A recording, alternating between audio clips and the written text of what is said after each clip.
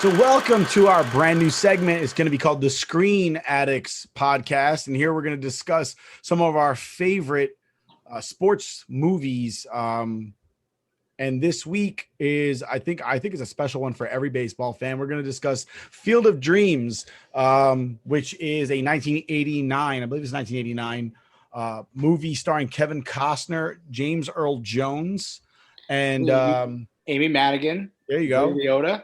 Ray Liotta. And Burt Lancaster. Burt Lancaster in his last film before his death as an older Moonlight Graham, Archibald Moonlight Graham. So I know I love this movie. And whenever I'm feeling down and out about baseball, like I have been the last 2 weeks, I had to watch this pathetic Yankee team, that watching something like Field of Dreams kind of renews my love for the game. I think that something like Field of Dreams. Have you guys ever seen Curtis Martin's Hall of Fame speech? No. He talks about how he never really liked football. And then he says, listening to everybody else talk about how much they loved football made me love football. And that's how I feel about Field of Dreams when I watch Field of Dreams, listening to how much baseball affects people's lives, and not playing, but just like the moments that you share with your family and your friends through the game. I think that renews and reminds me of why I love baseball. You think of like your dad, my dad's not athletically inclined, unfortunately, but my uncle is. And my uncles are. And I remember my Uncle Mickey hitting me fly balls and ground balls in Little League, and my Uncle Carlos buying me bats. And as a matter of fact, my Uncle Carlos bought me this jersey that I'm wearing right now. And I Field of Dreams does that for me. What about you guys? Yeah, I would say Field of Dreams is like obviously one of my favorite movies, like one of my all-time favorite movies. Like I haven't watched it in a while and just like rewatching. Like I've been so giddy this week because I've been so excited to finally do this and talk about Field of Dreams because I love this movie. And you're exactly right when it comes down to it. Like we'll get into the movie and how we feel about it, but yeah, it's about family, it's about baseball, those memories of every little thing. I mean, we grew up in the 90s, all those Yankees championships, like that connects you to the game. Like I'm not a part of it. I didn't play baseball in high school. I played baseball till about 8th grade. Now I play softball. Like I still love the sport no matter what. And it's like my favorite sport of all time. And it connects you. Like I remember throwing the ball around with my dad. I was a kid, or practicing, hitting. And then even getting older, throwing the ball around with my brother and going to games with my brother and seeing huge memories. Like my favorite memory of ever history of baseball is with my dad, my brother, and my cousin. And it was the 2001 World Series. I was there for Game 4 with Derek Jeter, missed November. And that I remember that night, like clear as day. And it's all because of baseball. And that's like one of my favorite memories with like my family. And then I also have the Derek Jeter, DJ 3K game when he hit the home run for number 3,000. I was there with Brandy, my wife, and my sister-in-law Megan, and my brother once again. So that baseball and then your life is interconnecting like that. It's what this movie's about, and I that's why I love it. But a lot of people, I posted about it earlier that we were going to do this. A lot of people liked it, and we're saying like, it's just an incredible film.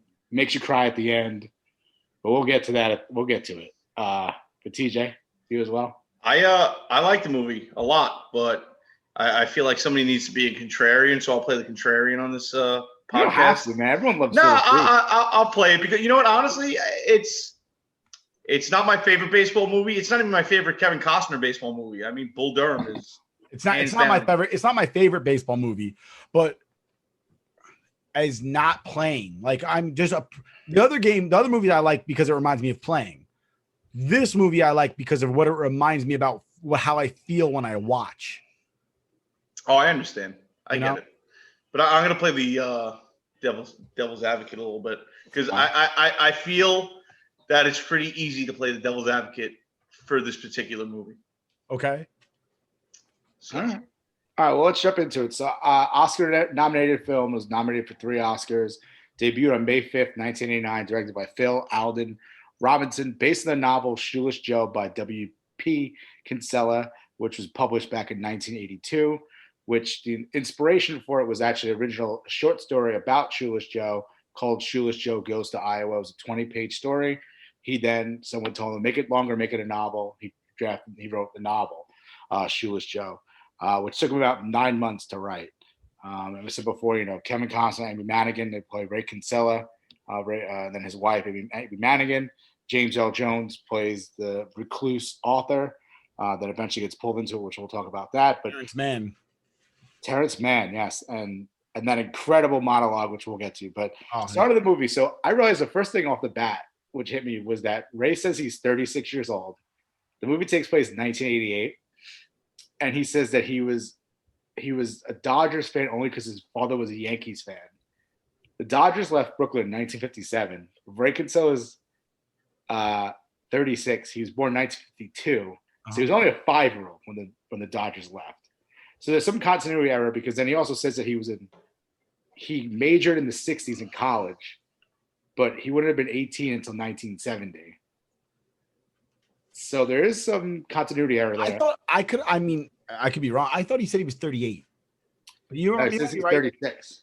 But do they say what year it is in the movie? So there's a couple references to it. The first baseman, Chick Gandil, played by Art LaFleur, who's also the Babe in The Sandlot. Oh yeah, I love that guy. Yeah, he's a great actor. He's in a lot of things. He plays the first sergeant in the Army now. He's like one of those like character actors. Like he is. Never a big role, but you know who he is. He's a stern guy. Always a stern guy. Always a stern. Except for when he's the Babe. Boy Meets World, truck stop owner. He's the truck stop owner. He plays Sean's dad's friend. Yep. Okay, so there's a point where he says to Kevin Costner that he's like, this jersey still fits. I haven't worn it in like whatever so many years, and I haven't smoked a cigarette in 18. I died in 1970. Okay. So if you put the math together, it's 1988, which makes sense. When we came out in 1989, they filmed in 1988, so they made it. So I think what might have happened, which is my question for you, Nick, because you read the book, is it the same in the book that he starts off the same way? Because if the book had it. No, the book takes place in the 70s. So that's why. So he goes to a baseball game and Thurman Munson is playing. And he talks that's about why. He talks so that's the issue. So at one point in the book, he says something along the lines of like, he's talking about Shoeless Joe. And he mentions Jackson, and somebody goes, is that the Jackson you're always cursing about on the TV? He goes, no, that's Reggie. So that's where it comes in. It takes place in the 70s. The book takes place in the 70s, which they should have just kept the movie into the 70s, but because, draft and the, screenplay and everything, they must have moved it to 1988, which then creates that continuity error right off the bat, which is the first thing I noticed as the movie started. You don't want to know what the really crazy part about the book is? What? The book is written by W.P. Kinsella. Yeah. He's Canadian. Wow. Of all the places to write about, Iowa is just, and baseball. Of all the things for a Canadian to write about, Iowa and baseball would be the last two things on my list. Saskatchewan and maybe hockey or lacrosse would be number one. But Iowa and baseball would not be on my list of things to write about as for a Canadian. Yeah. So another thing too I picked up just in the beginning of the film is that I think Ray's kind of a dick in the beginning. Only because of this. I'll explain it. So the mom dies when Ray is only 3, right? Right. And then obviously the story gets told later on too. But when you first watch the movie, his father is a widower. He turns 18 and he goes to school in California, right? Far away from his father, and then never comes home again. And then his father dies. So I'm like, you left your father home alone, basically go to college, and you went as far as you can purposely to get away from your father, it seems like. Which they clean it up later on in the movie about why he did it. But I mean, to me, I'm just like, he's kind of a dick. So in the book, his mom doesn't die. Okay. So his father dies. His mom does not die. In the book, he has a twin brother whose name is Richard. Yes, I read about that. He has a twin brother in the book.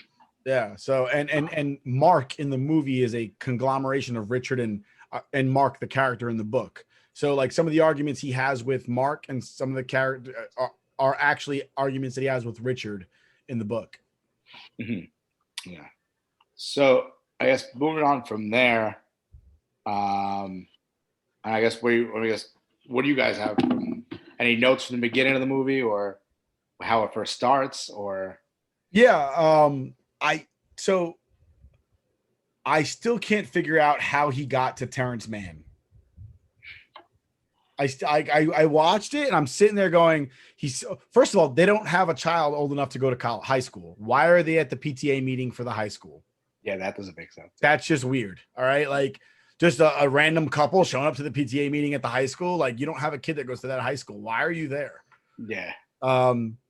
Unless it was a town hall meeting held at the high school, I guess that would kind of make sense. But No, they're talking about says PTA meeting. Yeah, it's a PTA meeting for a school they don't go to. Okay. Maybe it's just one of those because it's a small town in Iowa. It's just all the schools. I guess. I don't know, but it just seemed weird to me. And then he's sitting there out of nowhere, Terrence Mann. And I'm like, but why? Why Terrence Mann? Why? So of all the people. So my theory is later on in the movie, he says that, which also clears up my point that I was saying that he was a dick, was the reason him and his father got into a fight. That's why he moved away to California. Right. And he said he's something to his father that he regrets saying, which was, you idolize a criminal. And I could never respect a man whose hero was a crook. Yes, correct. And at that point, he said, well, Terrence Mann then says to him, well, why'd you say it to your father? And he said, well, I read a book by Terrence Mann. Yeah. So I think that's why it eventually turns into he has to go get Terrence Mann. So in the Terrence Mann character in the book is not a real character. In the book, it's J.D. Salinger. Yeah, and that's what I was going to get to. Who, by the way, I hate. I hate The Catcher in the Rye. I think it's the most overrated piece of trash I've ever read in my life. It's just absolutely, like, I don't know about you guys. I read it in high school, and my teacher, I'm sorry, he was a great guy. He ruined the book because it became one of those situations of, why is Holden's hair half gray, half brown?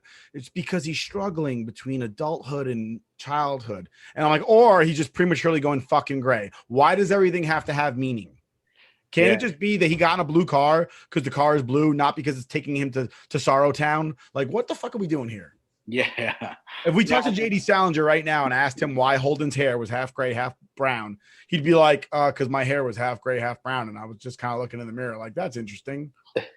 So getting back to that about Terrence Mann and J.D. Salinger. So obviously Terrence Mann is this J.D. Salinger character.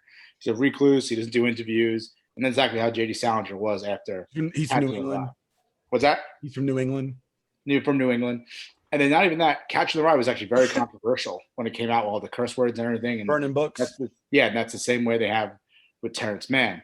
So actually the reason why they did that was because J.D. Salinger actually didn't like the way he was written in the book. He was written as actually a friendly person, and he hated it. Yeah. So his lawyers actually, stopped them when they said, you can, like, your book's fine, but if you're going to do any other media for your book, you cannot have J.D. Salinger as that character. I'm going to write a book about TJ, and it's going to show like him in like the worst liberal way ever. I'm sure Rook, he'll call you and you'll be like, I can't represent you against him. You like conflict of interest. I represent both. I don't sue people. Now that I'm thinking about that whole scene, she talks to her. At least my husband didn't mow over. Like, first of all, his farm is really big. A baseball field by comparison to an actual working farm is not that big. I still to this day cannot understand how putting a baseball field, and if you look at that field, it's really not that big. How they're going to play this MLB Field of Dreams game there, I don't know, because that outfield is short as all hell. T, have you seen that out? Yeah, it's short. It's really small. Like, I'm looking at it and it looks like an outfield. It looks like an outfield that we played on. This is going into my fun facts thing, but I have the dimensions of the field. Okay, talk to me about that. Dimensions is 281 to left, 314 to center, 262 to right field, 300 to the alleys. And I knew that. And I was like, that looks like a field we played on, because our fields were like 310 to center field.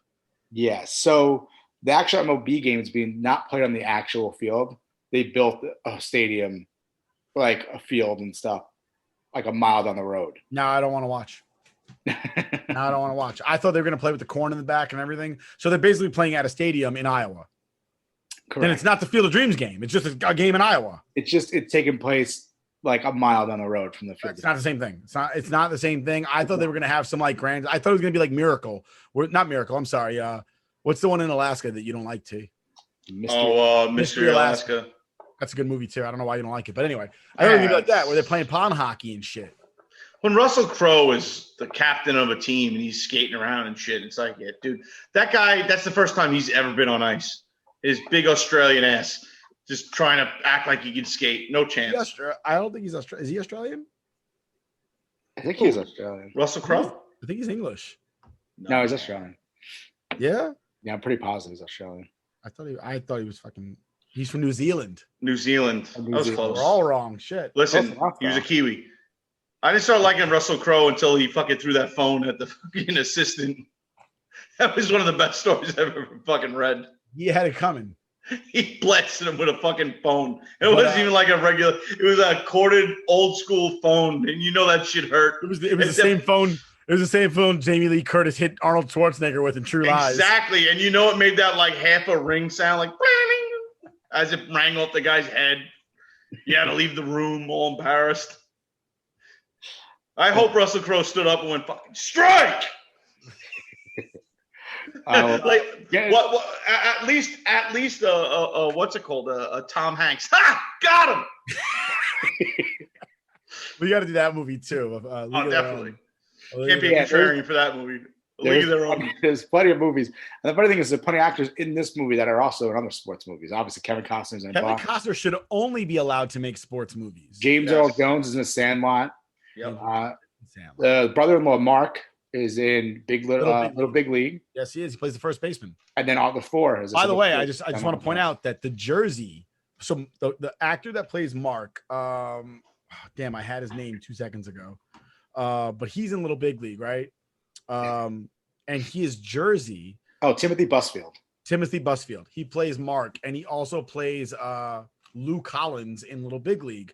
And if you watch Major League Back to the Minors, the team that's owned by Roger Dorn's character, played by Corbin Burnson, is actually the Twins. And if you look at his office, there's a Lou Collins jersey hanging in the background. That's great. So if you watch Major League Back to the Minors, Major League 3, also known as, Corbin Burnson's character, who is Roger Dorn in the preceding two movies, owns the Minnesota Twins, and there is a Lou Collins jersey from Little Big League hanging in his office as the owner. A little fun trivia fact for you. By the way, I don't know if you've noticed a new addition to my office. Oh, nice. The Major League. My lovely girlfriend Meredith got me this poster for my birthday, and I finally got it framed to hang up. That's awesome. But going back to the beginning. Back to Field of Dreams. When it comes to the scene where like Ray Liotta first shows up, Shoeless Joe, it's a little eerie. Like it could be, you could recut that into. I thought it was Henry Hill. Again, that's why I wanted to be contrarian to this. If I built a baseball field and I'm losing profit and I might lose the house and the farm, and then ghosts start showing up, I'm out. But here's the problem though. Why did you build the field in the first place? Because you don't love your family. I don't know. No. He built the field in the first place because he started hearing voices. So seeing ghosts isn't that far apart from hearing voices. Again, why I want to be contrarian. So I start hearing voices and I decide to tear into my profits, and everybody just has to go along for the ride, and I might lose our livelihood. No, but so here's the deal though. His wife was like, "Do it, baby. It's cool." She's a fucking hippie. I don't know. Ride or die. She's ride or die. In the book, I respect it, but it's like Jesus. In the book, she's like, "If it makes you happy, go ahead and do it." Well, I heard in the book he actually goes for like testing, right, to make sure there's nothing wrong with him. I don't recall that happening.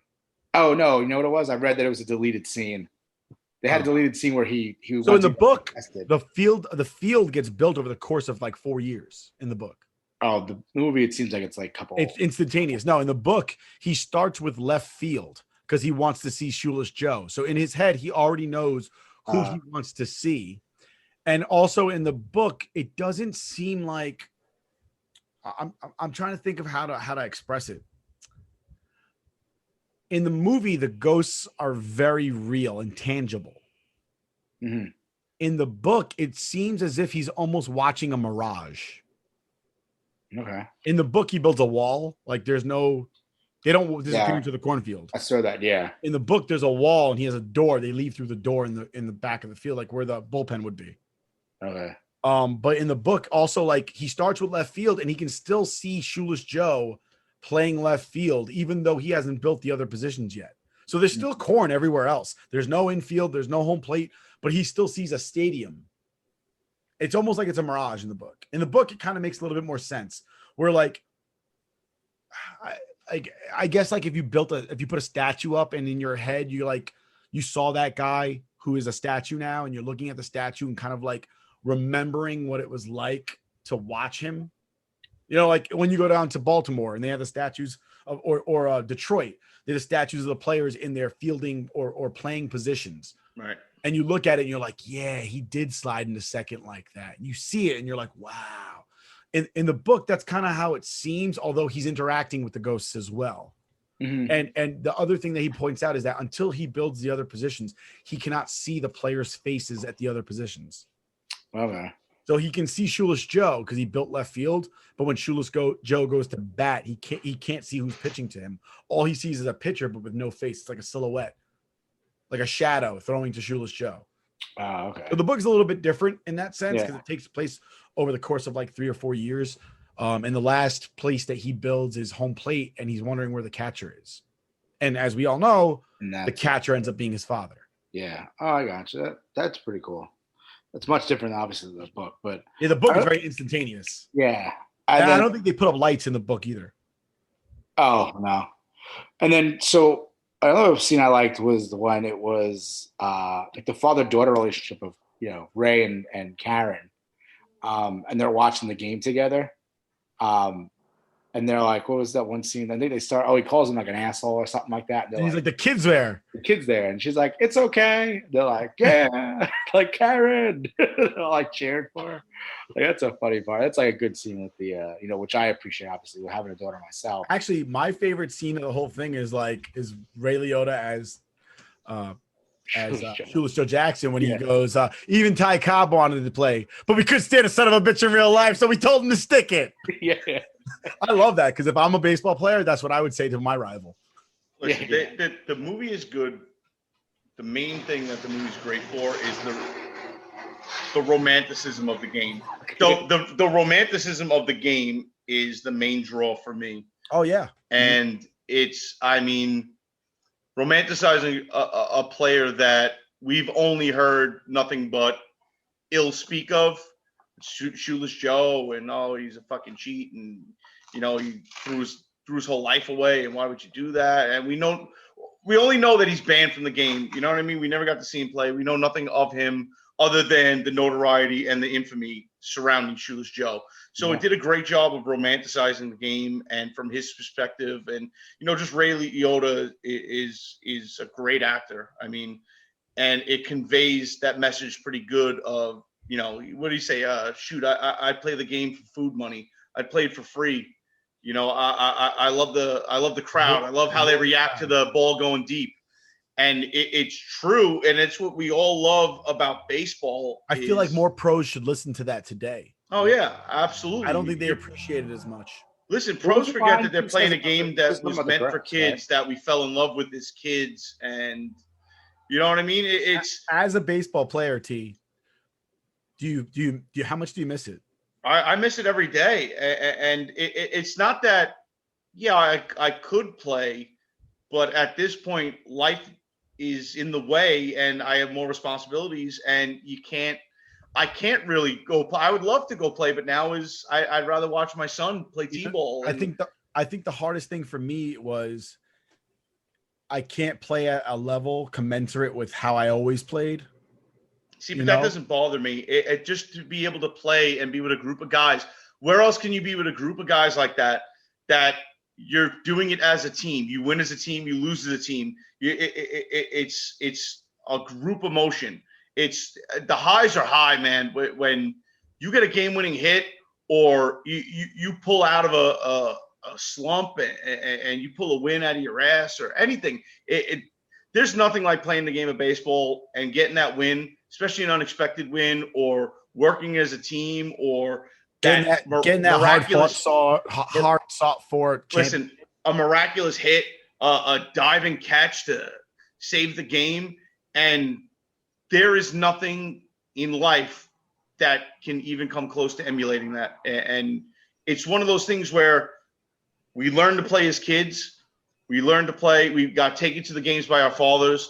The first admiration and pat on the back as kids is probably our father slapping us on the back and saying, hey, good hit, or what a play, or keep at it, man. That was great. Keep working hard. You're doing great. And I mean, as a man, maybe I'm wrong, but I think the growing as a person, there's nothing more you want out of life than approval or your father's approval.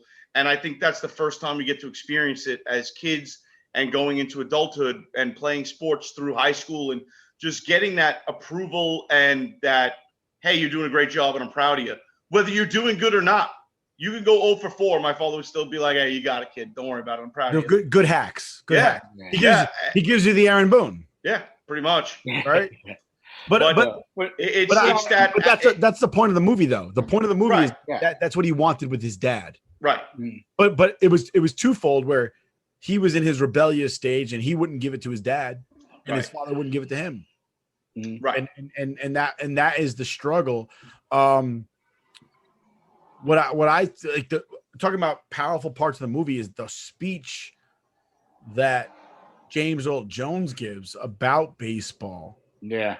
And they use it in a commercial now. Yeah, I was going to get to that point too, but first, obviously that's more towards the end of the movie. But we have before that, this is the trip to Fenway Park. And I don't know if you guys noticed this, but did you guys see that when he goes to buy 2 beers and 2 hot dogs, it's only $7? I did notice that, and I was just like, 2 beers and 2 hot dogs, $40. Yeah, I actually zoomed in to see what the prices were. So it was $1.50 each, and I think it was like $3. Oh, so $3 total for the hot dogs and then $2 for a beer. Have you guys been to Fenway? No. I've been there for like a tour just to see it. Never for a game, though. So I've gone to Fenway Park. My friend David and I cut school in high school. He had tickets to a Sox game. David's a Sox fan, and we cut school and we went there. And then one time I had my 2 weeks of training in Cape Cod, and they gave us a day off, and we went down to Fenway, and a Stady actually, I'm in the military, so a bunch of us soldiers went there. They had no more military tickets left. So the Stady walked us in and was like, find an empty seat. It's all yours. He's like, these guys are with me. They're in the Army. Like, they don't have tickets, but they're going to be in the stadium, whatever. But it smells like piss and beer. You go to Fenway, it smells like straight up just piss and beer. It's one of the oldest ballparks, right? I think again, it's number 2. Wrigley Field. Wrigley, the oldest, yeah. But yeah, going from there, obviously that's the scene where he sees the Moonlight Graham thing. Then they go on this search for Moonlight Graham, and then it kind of takes a weird turn where he gets into almost like a time machine. Yeah, he goes back in time because Moonlight. By the time they get to there, Moonlight Graham, spoiler alert, is dead. It's 1988. He dies 1972, 1974, something like that. 76 he dies because the license plate says 75. I know it's at 72 when he goes. I might be dyslexic, but yeah, sure. Maybe something in the 70s, but then he takes in the book they know he's already dead. Yeah. Oh, they knew he was dead. In the book, they know before they even go that he's dead. And they go there anyway. And they're like, and it's weird that Ray runs into him in the streets. Because he's talking to somebody and they're trying to get information. Like, why do I got to find out about this guy? And he goes, that's weird. I think I just saw Doc Graham. And then Ray starts looking and he goes, oh shit, I see him too. And starts chasing him down. Yeah. And basically the same scene unfolds where they go to his office. Yeah. So this movie is also, this scene's also like kind of creepy because he kind of looks like the spotlight from the street light while he's walking. He's at the hat, the jacket, the umbrella, and the briefcase. He kind of looks like the priest in The Exorcist. Yeah. You know? The stair scene. Yeah. Like it's very like you could recut this movie. I didn't put that together. And then they show him when he gripped. Like they show him first. They show his hand. It grips the umbrella. Very weird. Like he puts it on his wrist. Yeah, whatever. But it's still like kind of. He's not carrying an umbrella by the handle. The right music, it could be turned into a horror. You could recut this movie to be a horror movie because you could have the scene where he's hearing the voices. You could recut it to where Karen comes out and goes, "There's a man on the lawn." Like it's very kids are creepy. You put a kid in a movie that sees a ghost, it's creepy. And then you could recut the whole thing with The Exorcist and Doc Graham, and it'd be good. You could recut it. I think this might be a project for you. I think somebody already did it. You gotta search for it. Then. Oh, there's somebody already did it. Did it? Yeah, it could be done. That's exactly what I was thinking when I was watching. It's like you could recut this into a horror film. But So yeah, so he goes to see Moonlight Graham. Yeah, I like that scene too, though, because he explains. You know what I really, my favorite part about that scene is when they're reading the obituary. Yeah, and Terrence Mann, Ray deciphers the fact that the lady that they're talking to wrote the obit, and Terrence Mann says to her, "You write very well," and she looks at him and goes, "So do you." And he almost, if you look at his face, he kind of gives her a look like, I didn't expect this old white lady to appreciate my writing. mm-hmm. And she did. And I was kind of like, oh, that was sweet. That was a sweet little moment. Yeah. And I thought that was sweet. Yeah, and I like the Moonlight Graham talking about, how I wish I had that first at bat, wink at the pitcher to make him think I know what's coming, and then it seems like as if like the whole time, like there's no regret, obviously, even though he never got that first at bat because he came out of the bottom of the eighth, and then the game was over in the top of the ninth. But it's a really good scene between them. In the book, he asks him, did they do it in the movie too? I can't remember. He asked him, do you regret it? And he goes, I would regret not being a doctor for the later years. Yeah. I think he does say something similar to that in the film as well, which is like pretty powerful too, because it's like that's your childhood dream to go bat in the major league, and he never got a chance to do it. It's really crazy. Think about that. The one of the things that they say about him is that, so in the book, mind you, the book takes place way after. The movie takes place 20 years after, or almost 20 years after the book. Mm-hmm. It's the mid 70s in the book. Yeah. But Moonlight Graham played baseball in the early 1900s. And they talk about how he gave away glasses and stuff like that. This is during the Depression. Think about, like, would your doctor give away glasses to your kids right now? No. And it just goes to show you like how special that man was, that he's giving away glasses. And they talk about it very briefly in the movie, but in the movie they mention that many times, like kids would never go without glasses, and he was giving away during the Depression, and just like people exist like that anymore? No. Insurance won't allow them to. Yeah. So my thing is now, obviously, we're moving on from that scene. They get Moonlight Graham, they bring him back to the house. I'm sorry, they don't bring him back to the house. They pick him up, the younger version of Moonlight Graham, while they're driving. I need all the karma I can get right now. Yeah. They pick him up, and then he obviously gets his chance to do a at-bat against a Major League Baseball player. And then, in fact, that's when he winks, and then they throw the ball at him.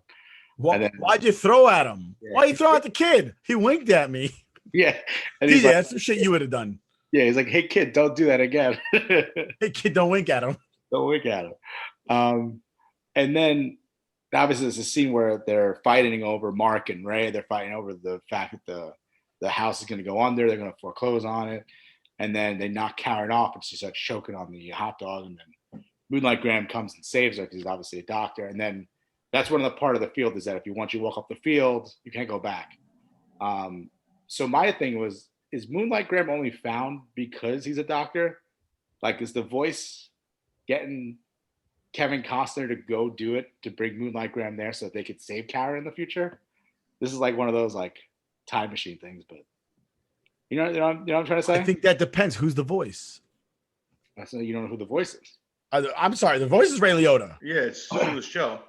I mean, they don't explicitly say that it's Shoeless Joe, but that's Ray Liotta's voice. I'm not stupid. I've heard Ray Liotta's voice 1,000 times. Well, not even that. If you IMDb just movie quotes, the voice is Shoeless Joe Jackson.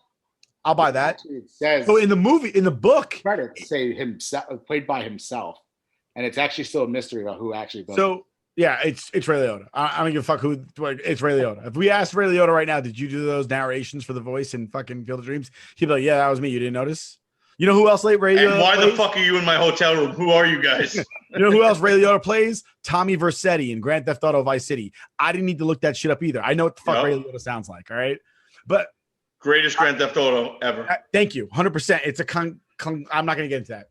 I love it. They need to remake it. They need to do it over with today's graphics because it's incredible. Anyway, I'm not going to get into Grand Theft Auto Vice City, but my point is,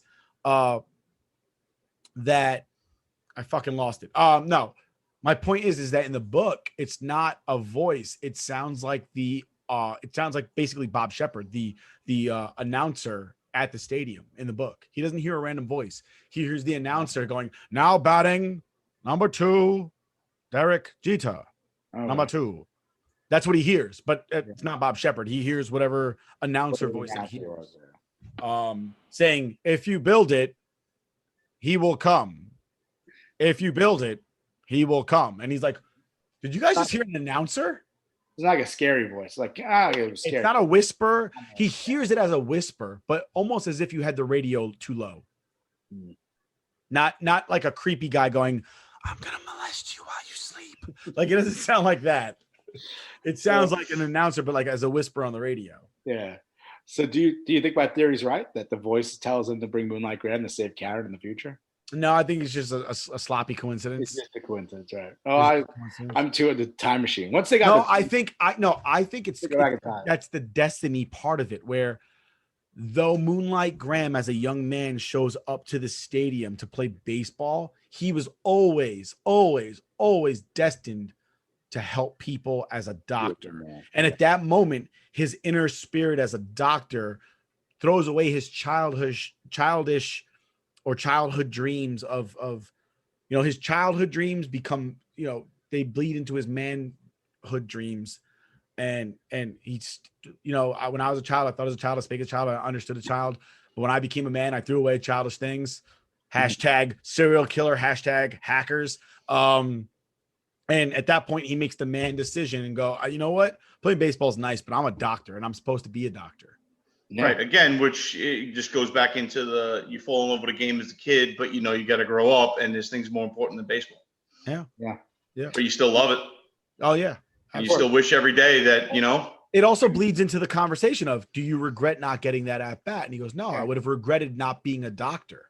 Yeah. Right. And he did it. And even in death, he did it. He personifies that need of that regret to become a doctor. Yeah. I do get it now. I get more that way. But I thought with the time travel and stuff, I was like, maybe some pump those brakes, Marty McFly. We're going to turn this DeLorean around. So interesting. We're going to get in a hot tub. In the book, they pick up another character. So in the book, he buys his farm from a local in the town that says that he is the oldest living Chicago Cub. Yeah, I read about this too. Yeah. And ultimately, he finds out that he wasn't ever a Cub. Mm-hmm. He played D-League, what was then Class D baseball, which would today be Rookie A, and never made it to the Cubs. And it's a lie that basically he didn't reach his dreams as a young man, and basically thought, if I lie to everybody and say that I did, then I did. Yeah. Like if I tell everybody I did, but I didn't, then I can create my own history. Yeah. And in the end, what he does for the old man is they're all sitting in the bleachers together watching the game, and a younger version of the old man from his neighborhood shows up in the game. And he's like, oh crap, that's me as a young man playing for the Cubs. Like I always wanted. And that was a nice little thing in the book that they did. So this brings us to what you were talking about before, that monologue by James Earl Jones. J.D. Salinger does the exact same monologue in the book, which I love. I love in movies when they take direct quotes in the book. Oh, direct, like not even like a comma out of place. Mm-hmm. Because then that means that writing was so perfect that when spoken, it still resonated. Yeah. And I think that's powerful, especially when it's not written to be like a play. Yeah, and that people will come, Ray. That line is just, it's the whole thing.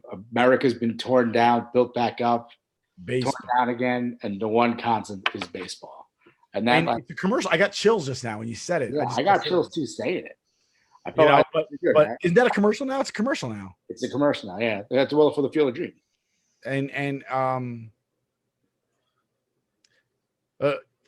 Yeah, I love it. I love the whole thing. Yeah. But up until that point, like shortly thereafter, right after that scene is you want to come out with us? Yeah, right after that. And Ray's response to that.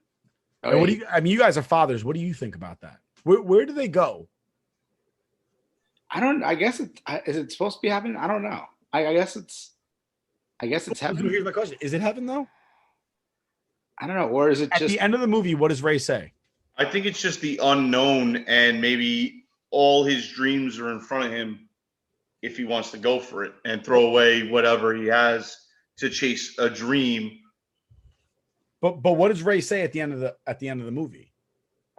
he just wants to counsel his dad? When his father says, "Is this heaven?"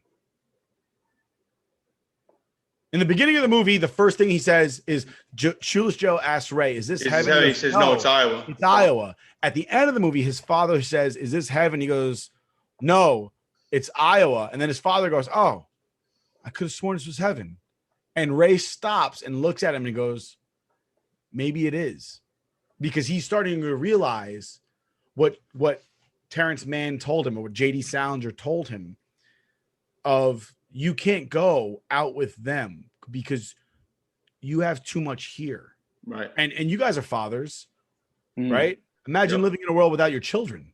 Yeah. That sounds like hell. I don't know. I don't have kids. Not a world worth living in. So the fact that you have your little boy and your little girl with you, and you have a wife that loves you, and you're doing okay for yourself. Is that heaven? Yeah. Right? I mean, I think that's ultimately like. I agree. Well, that's what I'm saying. It is here. Everything he could ever want, all chasing his dreams, is going out there, but there's nothing better than what you have in front of you and your family, and especially like his situation is not even in front. What's next to him? Right. His wife and his daughter are right there with him. Right. And I mean, in that situation, me personally, you could put billions of dollars and anything I could ever want or dream about, or I wouldn't give up my life for that. I wouldn't give up my wife and my kid for that. There's nothing in the world I'd give that up for that. There's no curiosity beyond that cornfield. No, nothing at all. I mean, I give myself up before, getting rid of them. Like, that's why, most husbands and parents say, like, "Oh yeah, I'd step in front of a fucking train for my kid or my wife," and because that's the reality. This is what life's about. So does that go back to what you were saying, Rook, about him being a dick? No, that's what I said in the beginning. When you first watch it, you like kind of be like, "Wow, it's kind of fucked up. He left his dad." But then when you get through the rest of the movie, it's kind of like a redemption story for me when you think about it that way. It's not a redemption as far as it's a growing and understanding, because we've all been there. We all, when you're 18, you think who the fuck you are, and you think everybody else is wrong, and everybody in your life is trying to tell you, listen, you want to do this, and they're coming from a place of experience, and you're coming from a naivety of, I can do what I want, and I got to go out there and live and do what's best for me. I remember it's even for him, because then he gets that moment with his father again. Right, of course. I feel not so bad that he did do what he did. So that's where I get to the point where I think it's a little bit of redemption. Well, it's like a weight off his shoulders. Ultimately, this was the first book that I've read that is not better than the movie. And we've come to that point where I'll discuss that. The book, spoiler alert, the book does not end with that iconic scene of, "Dad, you want to have a catch?" And if as a young man, or as a man in general, or you don't get a little choked up. Oh yeah. With that scene. Yeah. I get it if you never grew up with a father, but I imagine if you didn't grow up with a father, you still feel that way. Oh yeah. One of my coworkers said the other day, like, "Hey, do you want to have a catch with me? Because my dad never taught me." And I almost cried right there. I was like, he was kidding. And I was like, "Oh my God, that's awful." My dad's not athletic, but he always tried. My dad can't throw a baseball, but he did try. My wife makes fun of me because it gets me every time. And when Tiger Woods won the Masters, 3 years ago, and he walks up that green and he embraces his son, and you see his face. And how many times do we see Tiger Woods walk off a green after winning a major or any tournament and hugging his father and just having that pure jubilation? Yeah. But him embracing his son, and his son being old enough to understand what his father just did. And just, Tiger Woods, the redemption of him being able to come back and be one of the best in the world to win that and experience it with his son, you could see in his face, that's the happiest he's ever been. And he knows his father must have felt the exact same way, because it's almost like everything you do with your father, if you could go and pass it on and have those experiences with your son, it's even like more of an emotional thing. Every time I watch Tiger Woods walk up that green and embrace his son, I get teary-eyed, and it's just it's just because honestly, as a guy, you just want that experience. You want to have an experience with your father and have that pat on the back and have that, respect and but then to be able to pass it on and have an experience with your son where it comes all the way around, it's a moment. I mean, I'll say this. Choked up for something like that, you're not human. Sports for men, and I don't think women can relate in that sense, but sports for men has always been something that you get with you. Look at Michael Jordan and his dad. Right. He played baseball. Why? Because dad liked baseball. But even so, like, I think sports for men, our dads teach us about sports. It's something that we can. My uncle's named Mickey because my grandfather's a Mickey Mantle fan. I'm a Yankee fan because my father's a Yankee fan because his father's a Yankee fan. And my kids will never meet their great grandfather, but hopefully my kids will be Yankee fans. And if somebody ever asks them, like, why are you a Yankee fan? They'll say, because my father was a Yankee fan, and it's something that we pass down and we carry with us and things like that, you remember walking into the stadium for the first time with your old man. Like, I remember still going to games with my dad and my uncle when I was a kid, and we still enjoy it to this day. And that scene at the end of Field of Dreams where he looks at his pop and he's just like, Dad, do you want to have a catch?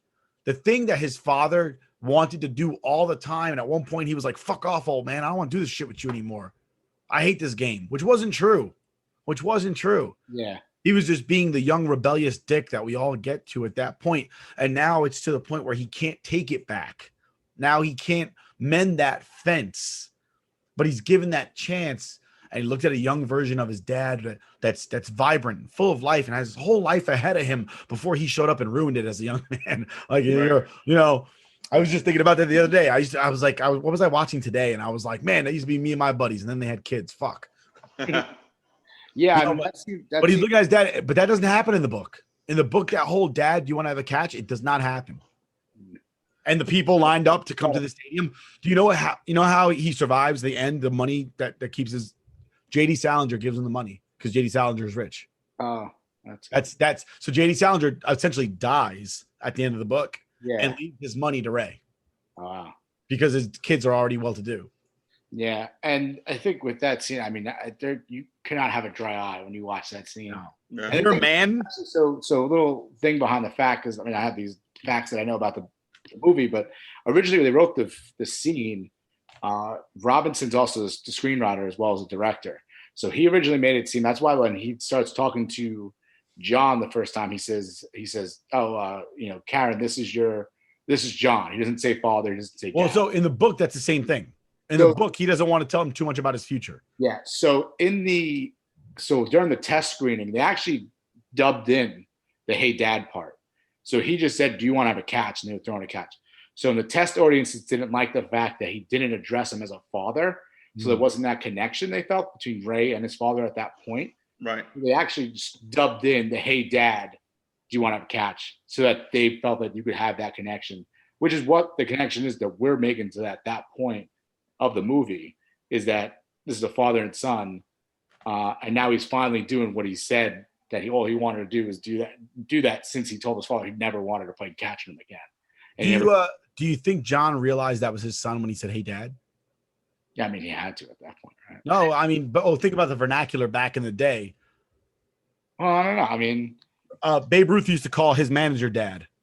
Did he? I don't know that. I don't know that. That was like slang back in the day. If you maybe like, we say "Hey boss," he would say "Hey Dad." So if you ever watch the movie The Babe with John Goodman, which I guess maybe we can do that one too. But if you ever watch that, he refers to Miller Huggins constantly as Dad. Yeah, I mean, there's plenty of movies from just this one, just watching, because of the fact that these actors are also in other movies. Like I said, Sandlot, Little Big League, Bull Durham, Tin Cup, for Love of the Game. Love of the Game. So I mean, there's plenty of movies from just watching this and that we could branch out into. Yeah. That's basically the full movie. So I do have a couple of fun facts to run through, which was, so the original title for this film was going to be called Shoeless Joe, like the book.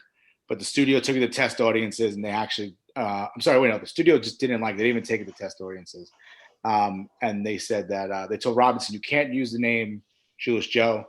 They did take it to test audience. They thought it was a homeless person when they heard Shoeless Joe. So they said that they're like, no one's really gonna like it. Let's go with Field of Dreams. So then Robinson reached out to W.P. Kinsella and said, they're not using Shoeless Joe. He thought he was going to be like devastated about it. They said they're going to use this Field of Dreams.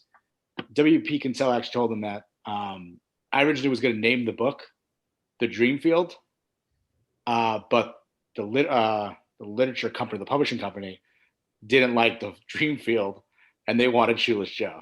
Right. So it's just funny where the opposite, the studio wanted the other way, and then the publisher wanted the other way. So that was interesting there. And then obviously, we said this before, J.D. Salinger, which was in the book, the original book, is Terrence Mann. So that's the creation of Terrence Mann because of the whole lawyer thing, which I explained. So real quick before you keep going, in the book, J.D. Salinger, his dream was to always play at the Polo Grounds, because J.D. Salinger went to Columbia, which is uptown in New York City, which the Polo Grounds would have been nearby. Yeah. Obviously, because Terrence Mann is black, it became Ebbets Field because of Jackie Robinson. Obviously, also pushing the timeline forward another 10 to 15 years changes that a little bit as well. Yeah, exactly. So another thing was that, so the name Kinsella, I think it's W.P. Kinsella is probably just a writer, author's name, not really his real name. So he's a big fan of J.D. Salinger, which is why he wrote it in the book. The name Kinsella has actually been used in J.D. Salinger's book before. So Richard Kinsella is in The Catcher in the Rye. Yeah. So Ray Kinsella's The Catcher in the Rye, and so Richard Kinsella is used in another book as well. So Richard Kinsella is in The Catcher in the Rye. Ray Kinsella is in a short story called it's called like The Woman with No Waist or something like that. Oh yeah. So that's basically what. So in the book, his twin brother's name is Richard. So in the movie, he goes, "You wrote a book about my father named John Kinsella." In the book, he says, "You wrote two stories, one about me, Ray Kinsella, and one about my brother, Richard Kinsella." Oh, is that what it's not? Yeah. So in the book, that's how they do that. Yeah, and that's where there's J.D. Salinger. So if you never read the book, because Nick read the book, when I'm watching it, I didn't realize. So I'm like, oh, this is all the connections to J.D. Salinger, and this is what they were trying to do. I read the book over the last 2 days. I did the audiobook. I cheated. I did the audio. While Rook was watching the Olympics, I was listening to audiobook. So another fun fact of the movie is that you said the woman who writes so there's two things about the obituary for Moonlight Graham. The actress who plays the woman who said that she wrote the obituary, she actually was in a play with James Earl Jones, like back in the day, one of his earliest plays. So they actually was the second time they worked together. Right after that, she died, and she actually never saw the film. Wow. That was, yeah. And then, so the obituary that's written and they show in the movie, is the actual Moonlight Graham obituary. So they never changed. Wait, are you telling me that Moonlight Graham is a real human being? He's a real human being, and he was a real doctor, and all the things that he said he did about him, like how he gave the glasses to kids, those are actually real people in the bar that they're interviewing. Nick, you looking it up? I'm looking it up right now. Wait, hold on. Yeah, Moonlight Graham's a real person. I thought you knew this already. So Moonlight Graham's a real person. In the bar, when they're interviewing people, asking them like stories about Moonlight Graham, those are actually people from his hometown of Minnesota that came out for the film when they said they were making a movie about Moonlight Graham. Isn't that crazy? He's fucking real. Yeah. Holy shit. Did you hear what I just said about the bar, though? Yeah, no, I did. The whole thing is crazy. The whole thing is nuts. Yeah. Everything. So in the book, the biography that they tell you about him in the book, about where he's born, and like, I'm reading it right here on Wikipedia. Yeah, it's like, he's a real person. Like, Moonlight Graham is a real freaking person. Holy shnikes. That just blew my mind. So there you go. That's a fun fact. I thought you knew that already. I didn't know that. Wow. I thought you'd be more impressed by the people in the bar were actually people who knew him. No, I'm not. Yeah, I'm impressed by that, but I'm also impressed by the fact that he was actually a real human being. So he died in 1965. Yeah, in real life. Yeah. Also, in the book, they go to Indians game, and that's where they see Thurman Munson. They go to a White Sox game, and he almost gets robbed on the south side of Chicago. And they go to the Hall of Fame. No way. And they go to the Hall of Fame. Yeah. While he's traveling from Iowa up to, I think, New Hampshire is where J.D. Salinger actually lived. He stops in Ohio and then in Chicago and then Ohio. And then on the way back, he goes with J.D. Salinger to the Cooperstown. Oh, okay. And then and they look up stats on Archibald Graham. Okay. So so Ray Liotta plays Shoeless Joe Jackson in the movie, and he bats righty in the scene. Shoeless Joe Jackson's a lefty. They actually sent Ray Liotta to a month-long training camp to learn how to bat lefty, and they're like, he's still not good at it. Just make him bat righty. Like, don't. I want to point out why that's stupid. Why? All right. So, did you watch 61? Yeah. Do you know Anthony Michael Hall is right-handed? Well, yeah. I mean, they made him. What do they make him? Oh, Anthony Michael Hall. Barry Pepper. Anthony Michael Hall plays right-handed. Ford. He plays Whitey Ford. Oh. Okay. So he's right-handed. Yeah. Do you know how they made him throw lefty? They just flipped the film. They just flipped the fucking film. That's all they did. He had a jersey with the Yankee logo on the other side backwards. His hat was backwards. And every time he threw a pitch, right-handed, they just flipped the film to the other side because film is transparent. Hello. Yeah, of course. I get that. But I guess they weren't smart enough in 1989. 1988, they didn't realize it. It. Fucking stupid. They could just easily just flip the film. And listen, if they can make Gary Busey look like he can throw 95 miles an hour. So speaking of Ray anything Liotta, is possible. Speaking of Ray Liotta, he's actually never seen the film. What? They said like he only knows it's a good movie because people tell him that. He's like, other than that, I've never seen it. So during the filming of the movie, his mother was very ill. I don't know if she died or not, but they said apparently he associates that to the film. So that's why he's never seen it. He doesn't want to think about that terrible time. Well, honestly, that's one of his first movies because he didn't do Goodfellas till the following year. Right. Yeah. So it might have been one of his first movies. You know, I mean, I'm looking at it right now. He only did like 4 movies prior to it, and I've never heard of the other 3. Mm-hmm. So speaking of casting now, with Ray Liotta being cast as Shoeless Joe Jackson, and other cast choices in the movie. They originally weren't going to go with Burt Lancaster. They wanted to get Jimmy Stewart to play Moonlight Graham.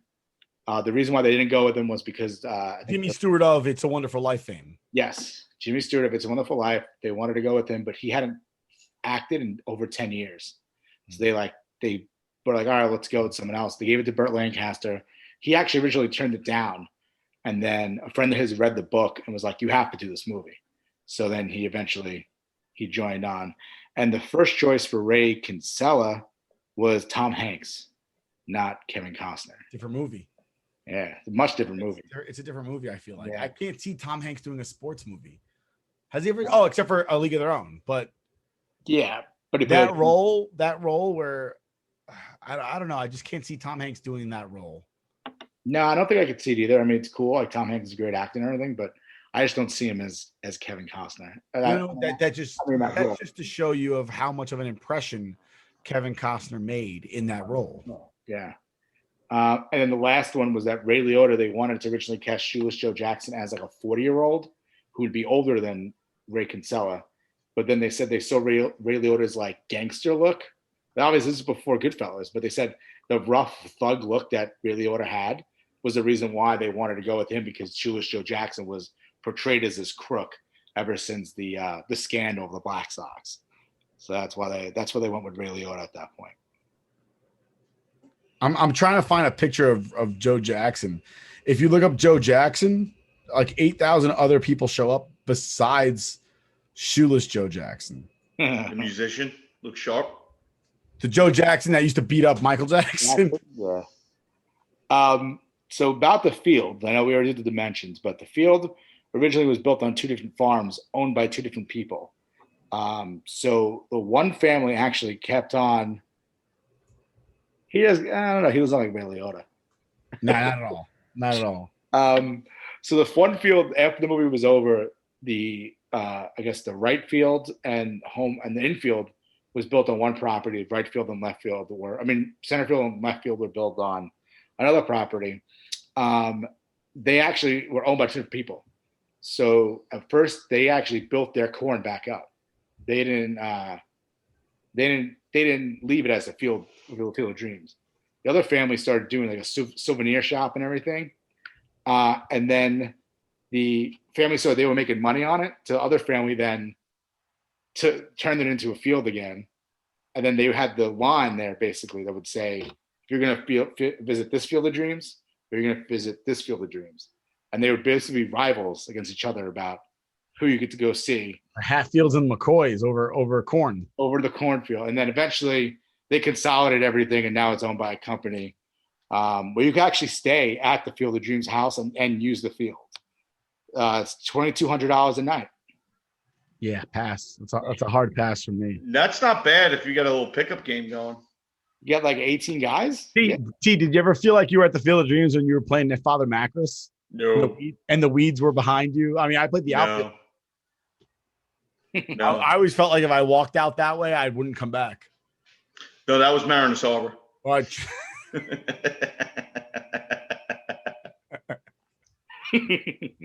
the projects are in the back.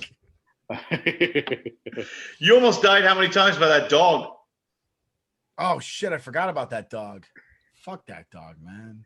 Dog comes out on the field and starts attacking Nick, and then everybody from the projects is like, "You leave that fucking dog alone. We will fuck you up." The dog did not attack me. All right, he was antagonizing me. You were scared. It was like, keep I felt like Casey Affleck. Keep antagonizing me, dude. Between that and the time that Scrappy hit a bomb over that fence, and me and him went to look for that ball because he wanted the ball. And this lady comes out of the project. She's like, "I got your ball. It's up in my room. Come with me." And Scrappy's like, "Oh, it's time to go." That was our Field of Dreams, Rook. I was like, "Yo, Scrappy, go up there, bro. Come on." That was our Field of Dreams. That was our Field of Dreams. So before we wrap things up, 2 more fun facts. Burt Lancaster actually thought Timothy Busfield was a worker on the cast. So he made him get water and pick him a chair. And then next thing you know, he's like, "Wait, you're in the scene with me?" Timothy Busfield's not a handsome man. I can only think of him in like 3 movies. He's in that movie or 4 movies. I think he's in that movie. He's in Little Big League. He's in the one with Sinbad where he's he's in First Kid. First Kid. And I feel like he's in Spawn, but it might not be him in Spawn. It's somebody else, I think. I think it's somebody else in Spawn. And then the last fun fact for you, Nick, you might like this, but because I know you like Kevin Costner in this movie. So the line drive scene where he hits the Sheila Show Jackson's a line drive right back at Ray. It was an accident. It was totally unplanned, not part of the script, and Kevin Costner played it off like a pro, so they kept it in. The part where he hits the line drive, he's like, "Sorry." Yeah, that's all. Yeah, that's all. Well, that's like Major League when what's his name hits the home run at the end. He actually hit a home run. Toronto. Yeah. What's the actor's name? Oh shit. What is his name? The guy from 24, right? Yeah. Dennis Haysbert. Yeah, Dennis Haysbert. Yeah, he. I love Dennis Haysbert and everything. I've never seen anything that he's in that I didn't like. I never watched 24, but I love all the major leagues. Think Like a Man.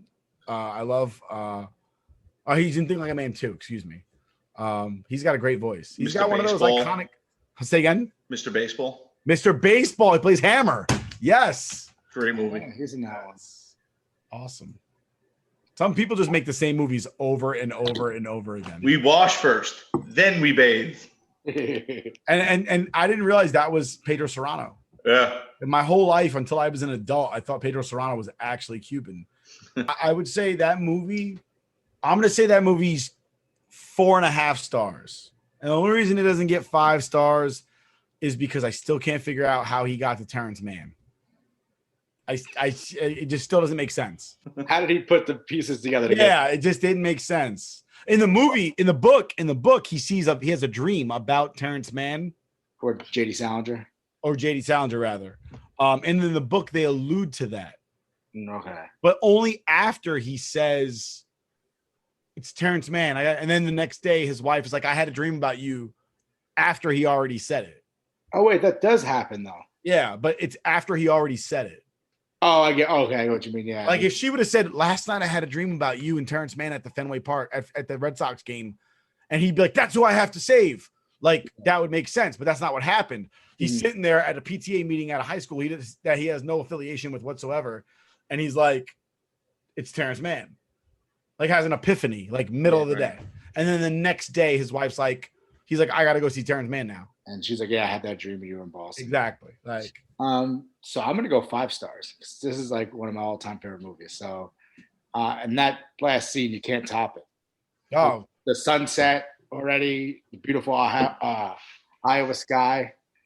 Hey, Dad, you want to have a catch? And Listen, it's a great movie, and like I said, it captures the romanticism of the game.